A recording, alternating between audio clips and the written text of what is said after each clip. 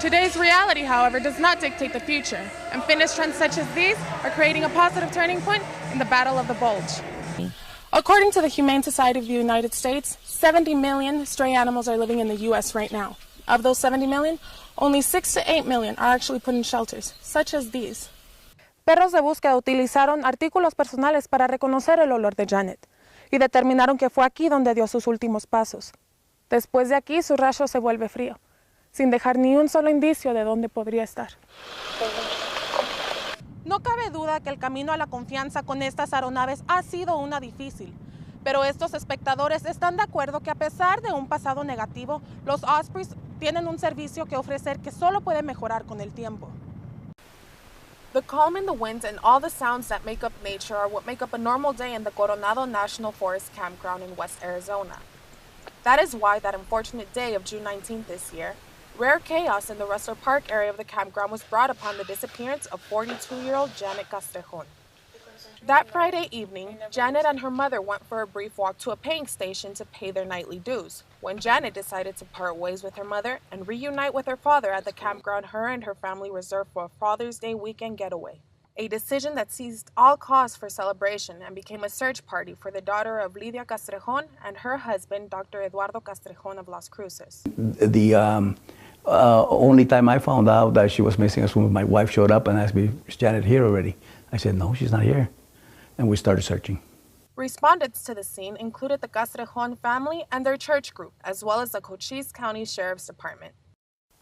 Search dogs used personal items to recognize Janet's smell, and determined here was the place where her last known footsteps were taken. After this, the trace remains cold, not leaving a single clue as to where she could be. The search team continued their search throughout Father's Day weekend until the Castrejons went home, hoping they might have received a phone call and voicemail from her. Since then, Janet's brother, Fabian Castrejon, conducts the searches and investigations for his sister. It wasn't unusual for her to wonder, but her memory was good enough so she would have remembered where she came from. At an early age, Janet aspired to earn a degree in computer engineering at New Mexico State University, and she had indeed started, but that dream was cut short when at the end of her first semester, she was in an almost fatal car accident. Janet suffered enough damage to put her in a 3-month coma, during which they removed half of her brain, leaving her with short-term memory loss, the complete loss of eyesight in one eye, and partially lost eyesight in the other. She would ask, why is it that I can't finish my career? She would ask, how come I can't get married? And it really broke my heart not being able to answer those questions. Regardless of the hurt her parents feel, the Castrejons say their eagerness to find their daughter and fulfill her life wishes is still very much alive. The investigator on the case, J.C. Hoke, has been very cooperative with the family, sending pictures and videos of people who look like and might be her. He says this case is odd, but there is still hope. We have no evidence to suggest anything has happened in a bad manner, but yet everything that leads to her last place that she would have been would make me think that there's a possibility that there's foul play involved there.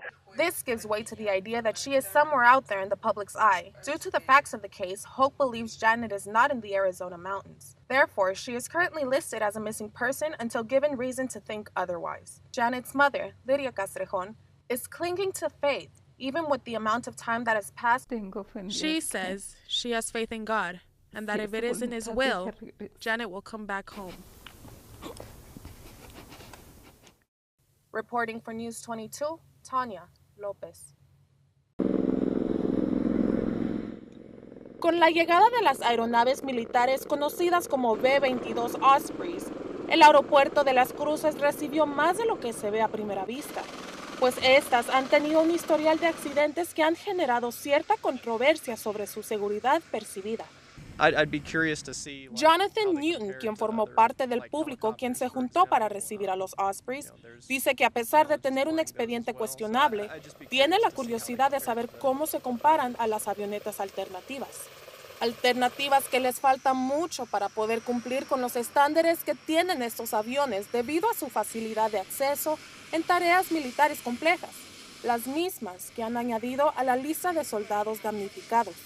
No cabe duda que el camino a la confianza con estas aeronaves ha sido una difícil, pero estos espectadores están de acuerdo que a pesar de un pasado negativo, los Ospreys tienen un servicio que ofrecer que solo puede mejorar con el tiempo.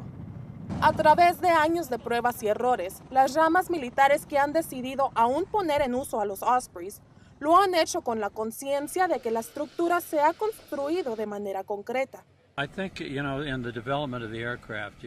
William Griega Lunas dice que el desarrollo de las aeronaves fue difícil porque había muchos pilotos de prueba que se estrellaron a causa de ser un tipo de aeronave muy diferente.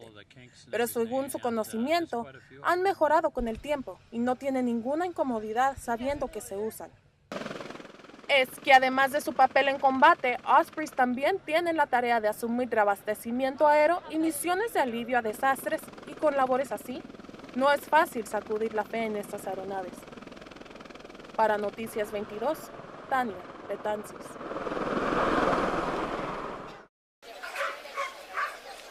Paws, peoples, and fashion strut up and down a downtown catwalk on Saturday, showing off the best outfits and attributes of Las Cruces pets. These friendly members of society are all part of a community aiming to raise awareness of the rising problems of stray animals everywhere with events and fundraisers like this pet fashion show. We're just hoping to raise a little money to offset the costs of keeping all the animals at Safe Haven.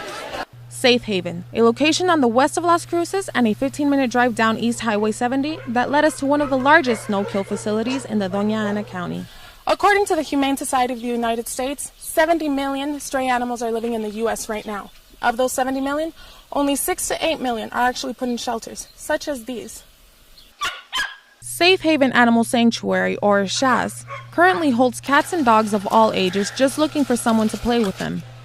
It is home to an estimated 50 dogs and 35 cats who are able to live there with contributing help of community donations and a local thrift store. The Safe Haven Thrift Store is a local-run business in Las Cruces that accepts donations of all sorts from the community. Store manager Cassandra Lockwood tells us the hopes for SHAS and their plan of execution. I think at this point what we're doing is trying to make sure those 60, 70 animals find homes through adoption events and other festivals such as the Pet Fashion Show. The fashion show allowing all animals to dress up and feel love from their owners and friends as they strut their stuff with their owners. Let's say there's a kid that didn't have a home, then it's just like the same thing, but it's an animal. Reporting for News 22, Tanya Lopez.